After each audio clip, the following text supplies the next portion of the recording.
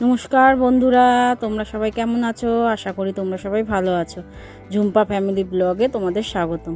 সকাল হয়ে গেছে, দেখো চা নিয়ে বসে পড়েছি আর দুপুরে রান্নারও জোগাড় করছি। এই দেখো আজ এই চিলি চিকেন করবো, যে চিকেনটাকে ধুয়ে নিয়েছি। দেখো চিকেন কী অবস্থা আরম্ভ করেছে, সকালবেলায় উৎপাত আরম্ভ করেছে। ও খালি একবার এই ঘর একবার ওই ঘর করছে, আর দাদার কাছে আদর খাবে বলে ও খালি লাফালাফি করছে। এই তো হচ্ছে অবস্থা সকালবেলা। আজকে আমার ছেলের স্কুল নেই, ছুটি।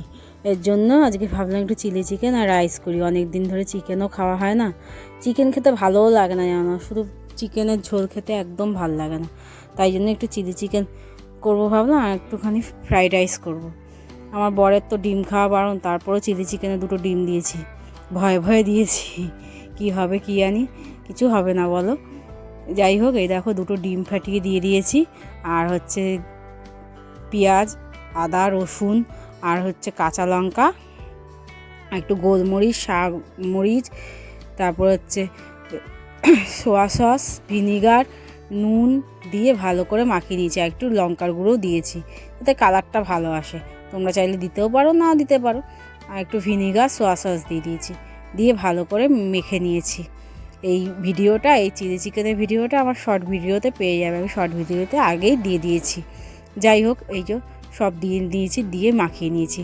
তারপরে মাখানোর পর মনে পড়লো যে ইমা অ্যারারুটই তো দিইনি, তারপরে আবার অ্যারারুট দিয়ে দিয়েছি, দিয়ে আবার মাখিয়ে ভালো করে তারপরে রেখে দিয়েছি। অল্প করে দিয়েছি অ্যারারুটটা, আবার যখন পরে আবার 1 ঘন্টা পর যখন মাখাবো তখন আবার বেশি করে অ্যারারুট দেবো। অল্প করে অ্যারারুট দিয়ে ভালো করে মাখিয়ে 1 ঘন্টার মতো রেখে দেবো জিনিসটাকে।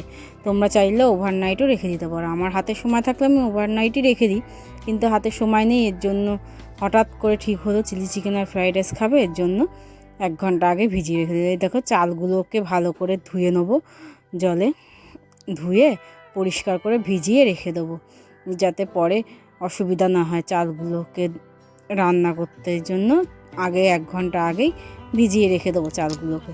তা চলো কাজগুলো সেরে নিই।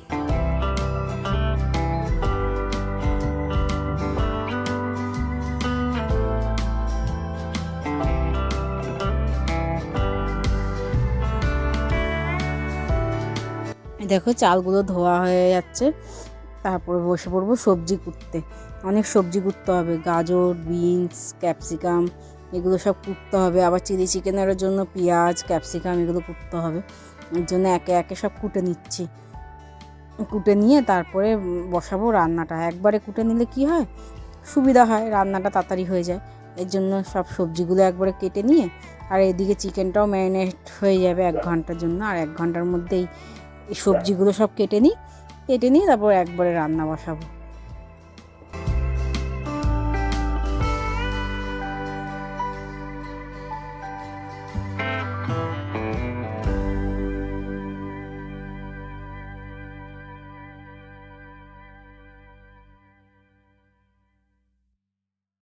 একে একে সব সবজিগুলো কেটে নিয়েছি, এবার সব ময়লাগুলো ঝুড়িতে তুলে নেবো।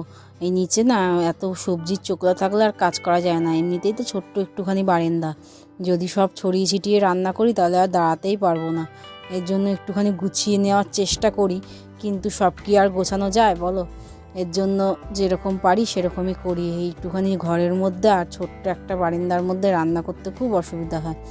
এই দেখো কড়াইতে তেল বসিয়ে নিয়েছি, তেলটা গরম হোক তত সময় একটুখানি আর একটু অ্যারারুট আর একটু ময়দা মাখিয়ে নিই। ময়দা দ্বারা দিলে না বাইন্ডিংটা খুব ভালো হয়, খুব সুন্দর ক্রিস্পি হয়, আর জিনিসটা খুব ভালো মানে লাল লাল হয় আর খুব সুন্দর হয় খেতে। এর জন্য একটুখানি ময়দা আর একটু বেশি করে অ্যারারুট দিয়ে মাখিয়ে নিলাম জিনিসটাকে। মাখিয়ে নিয়ে তারপরে এবার তেলে ছাড়বো, আর একটু লাল লাল করে ভাজবো। লাল লাল করে ভাজাটা খেতে না ছেলে খুব ভালোবাসে, এই জন্য প্রথমেই এসে চাইবে আমাকে দাও করে। এর জন্য আমাদের চিলি চিকেন পকোড়া করলে আর থাকে না।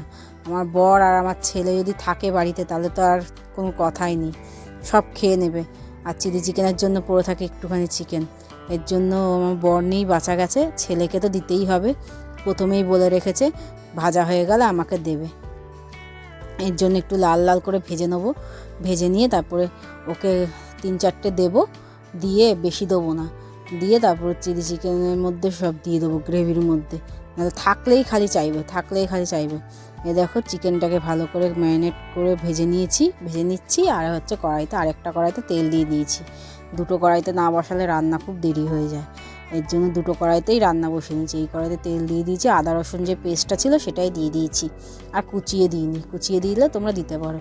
তারপর টমেটো, কাঁচা লঙ্কা আর একটু নুন দিয়ে ভালো করে ভাজা করে দিচ্ছি টমেটোটাকে, তাহলে একটু গ্রেভিটা ভালো হয়। তারপর ঢাকা দিয়ে একটুখানি নরম করে নিয়ে এদিকে দেখো পকোড়াও লাল করে ভাজা হয়ে গেছে। কত সুন্দর কালার হয়েছে না বলো? পকোড়াটা ভাজা হয়ে গেছে, এদিকে টমেটোটাও ভাজা হয়ে গেছে। এবার দিয়ে দেবো পেঁয়াজটাকে একটুখানি নাড়িয়ে চাড়িয়ে তারপরে দিয়ে দেবো ক্যাপসিকাম আর পেঁয়াজটাকে ভালো করে ভাজা করে নেবো। ভাজা করে তার মধ্যে দিয়ে দেবো টমেটো সস, সোয়া সস আর ভিনিগার, আর হচ্ছে অল্প নুনটা দিইনি প্রথমে, অল্প একটুখানি দিয়েছিলাম, তাই জন্য পরে আবার নুনটা দিয়ে দেবো। দিয়ে ভালো করে নাড়িয়ে চাড়িয়ে তারপর হচ্ছে চিকেনটা দিয়ে দেবো। দিয়ে তারপরে ভালো করে নাড়াতে হবে, কষাতে হবে।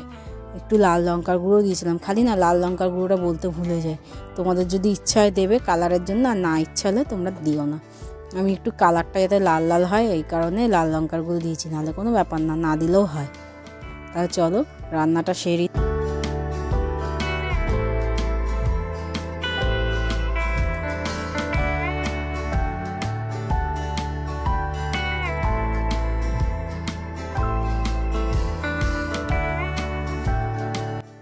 দেখো চিকেনের টুকরোগুলো দিয়ে দিয়েছি, ভেজে রাখা টুকরোগুলো। তোমরা চাইলে এরকমভাবেও নামিয়ে দিতে পারো, এরকমভাবেও খেতে খুব ভালো লাগে, কিন্তু আমরা রাইস দিয়ে খাবো তো এর জন্য শুকনো হয়ে যাবে, এর জন্য একটু জল দিয়ে দিয়েছি আর একটু অ্যারারুট গুলে দিয়ে দিয়েছি। এই দেখো এরকম গ্রেভি করে নামাবো। আর এই একদিকে জল বসিয়ে দিয়েছি, তেজপাতা, গরম মশলা, নুন দিয়ে দিয়েছি, ওটা ফুটতে থাকুক। আর আমার ভিডিওটা যদি একটুখানি আটকে যায় তাহলে আমাকে ক্ষমা করে দেবে, কারণ আমার প্রথম ভিডিও তো একটুখানি আটকে যায় কথা বলতে। যাই হোক, এই দেখো আরেকটা কড়াইতে তেল দিয়ে দিয়েছি আর একটু ঘি দিয়ে দিয়েছি। দিয়ে এই যে বিনস আর হচ্ছে গাজর, ক্যাপসিকাম দেবো না, ক্যাপসিকাম দিয়ে ভালো লাগে না, আর একটু মটরশুঁটি দিয়ে ভালো করে ভাজা করে নেবো। অল্প ভাজা করতে গেছি, এটা কাজ করতে গেছে লাল হয়ে ভাজা হয়ে পুরো একবারে লাল হয়ে গেছে ভাজাটা। যাই হোক, আর কি করব, ঘরে তো খাবো, এর জন্য আর কিছু করলাম না। এই দেখো ঘরের কি অবস্থা হয়েছে, সকালবেলা ঘর মুছি কেউ বলবে বলো? এই দেখো বিছনা ছড়িয়ে ছিটিয়ে রয়েছে, ঘর ছড়িয়ে ছিটিয়ে রয়েছে, এইগুলো সব গুছিয়ে তারপরে হচ্ছে রাইসটাকে রেডি করব। একদিকে তো রাইসটা হচ্ছে, ভাতটা হোক, আমি তত সময় বাসনগুলো মেজে নিই। বাসনগুলো অনেক জমে গেছে, এই যে আর বাসনগুলো মাজতে এই দেখো জলটাও ফুটে গেছে। চালটাও ভিজিয়ে রেখেছিলাম, ওটা চালের জলটা ঝরিয়ে চালটা দিয়ে দিলাম।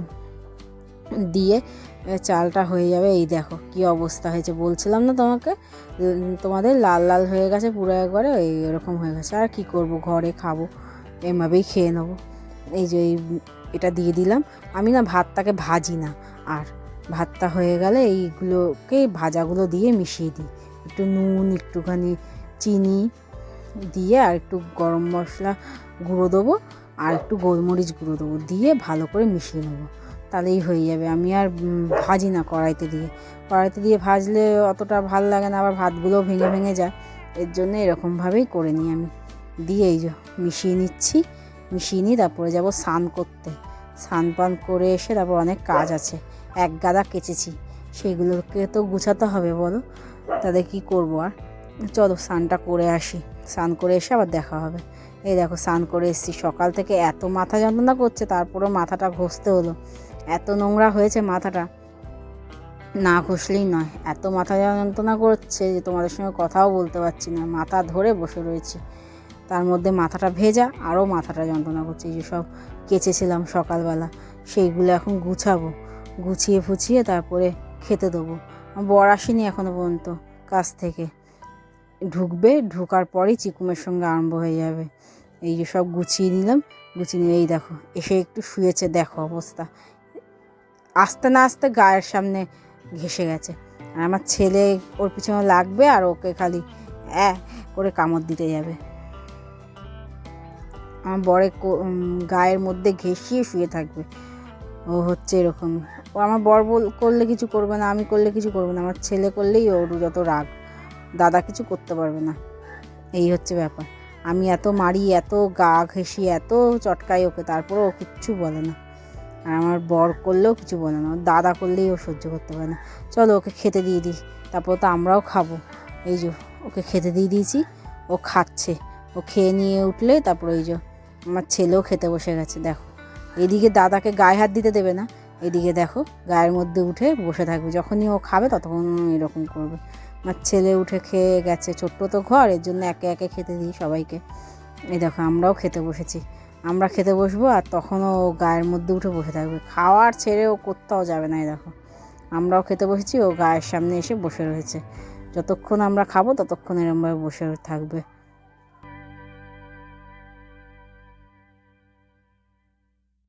খাওয়া হয়ে যাবে, খাওয়া হয়ে গেলে একটুখানি লাগাবো ঘুম, ঘুম লাগিয়ে তারপর আবার বিকালবেলা কাজ করব।